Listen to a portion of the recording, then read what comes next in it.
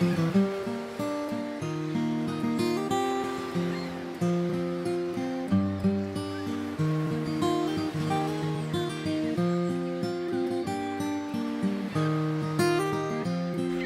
Tuesday the 18th of February, we went out to Williamstown and got on the Pelican One. On the day, I was really excited to go out on the boat. It was a really nice day on the boat and the water was sparkling.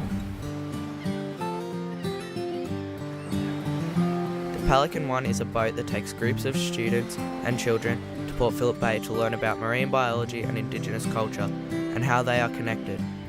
There were loads of sea creatures, and at the start of the day we saw a sea lion splashing and jumping around in the waters.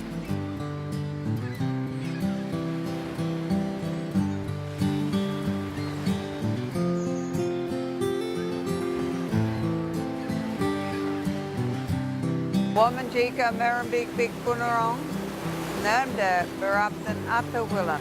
That means welcome to our beautiful home, the lands of the two great bays. Nurm is Port Phillip, what we've been out on this bay today, and Merrin is Western Port Bay. So we have names for places. This boat that we're on, this wonderful vessel, the Pelican One, is one of my classrooms, and I teach people like yourself all about the ocean, either on the beach or on a boat. But basically I'm a marine scientist and a marine educator, and I've spent much of my life doing that. On the boat, Auntie Carolyn was talking about Aboriginal language and Aboriginal culture and the life underneath the water. She also told us what it was before it became an ocean.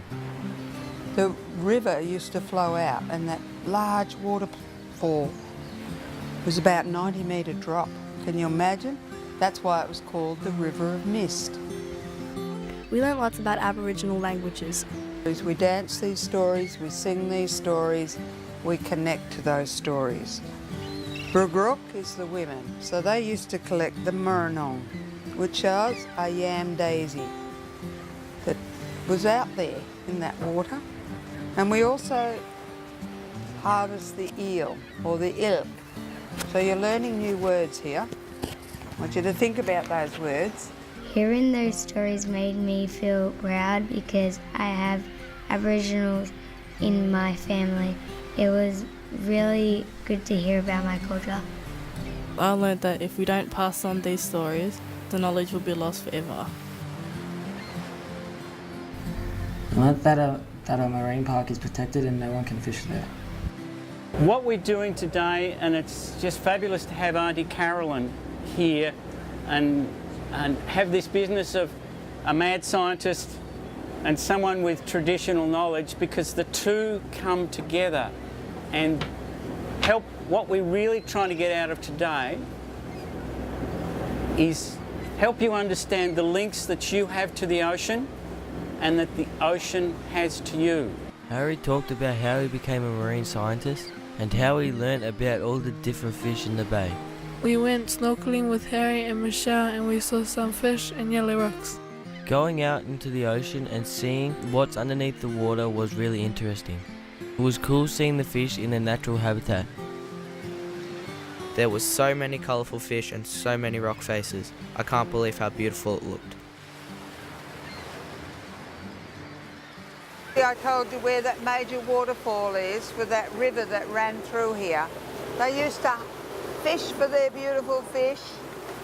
They used to play in the water.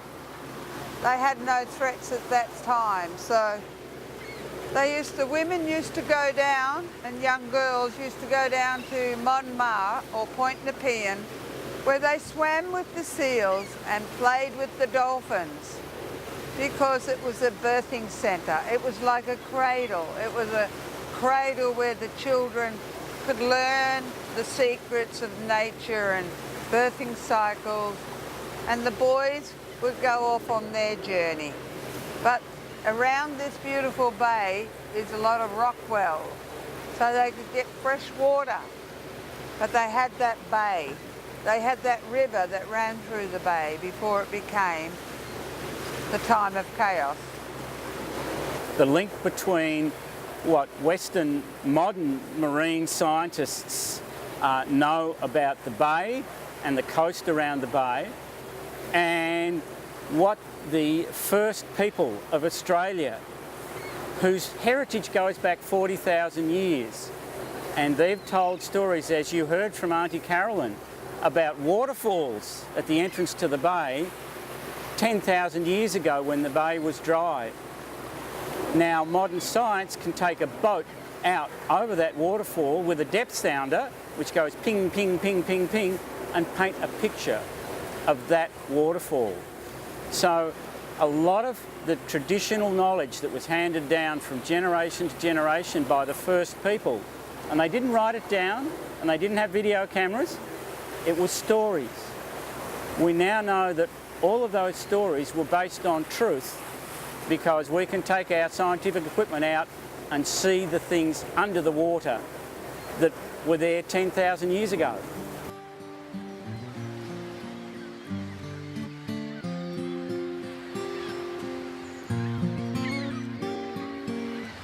It was my first time on a boat and I really enjoyed it. The experience was unforgettable. It was something I would love to do again. I really enjoyed the day on the bay because I experienced new things.